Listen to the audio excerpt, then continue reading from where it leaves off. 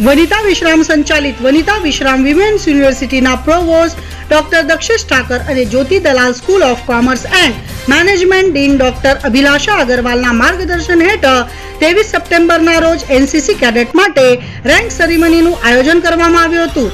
આ સમારોહમાં 6 Gujarat girls battalion NCC સુરતના commanding officer colonel Jasdeepsingh Kullar, adm officer major Arundhati Shah, Vanita Vishram યુનિવર્સિટીના provost doctor Dakshesh Thakar, faculty of commerce and મેનેજમેન્ટના ડીન ડોક્ટર અભિલાષા અગરવાલ, શારીરિક શિક્ષણ વિભાગના એસિસ્ટન્ટ ડાયરેક્ટર અને NCC caretaker officer doctor Tanvi Tarpara, commerce વિભાગના વડા ડોક્ટર નંદા બોથરા અને મેનેજમેન્ટ વિભાગના વડા ડોક્ટર બોક્સી સુરતવાલા હાજર રહ્યા હતા.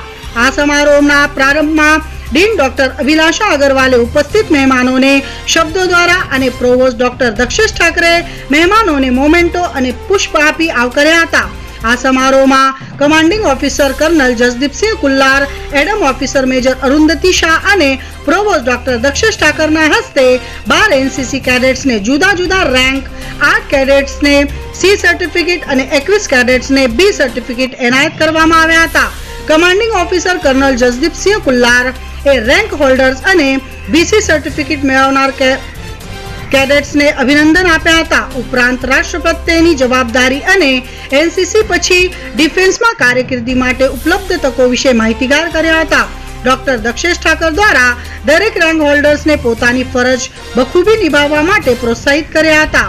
આ રેન્ક સેરેમનીમાં આખા વર્ષ દરમિયાન થતી પ્રવૃત્તિઓનો જુનિયર અંડર ઓફિસર નેહા મોહિતે દ્વારા બનાવેલ વિડીયો દર્શાવવામાં આવ્યો હતો.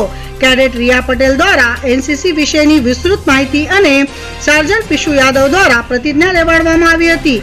સમારોહના અંતે એનસીસીના caretaker officer doctor Tanvi Tarpara દ્વારા રેન્ક સેરેમનીમાં હાજર રહેલા અધિકારીઓનો આભાર વ્યક્ત કર્યો હતો.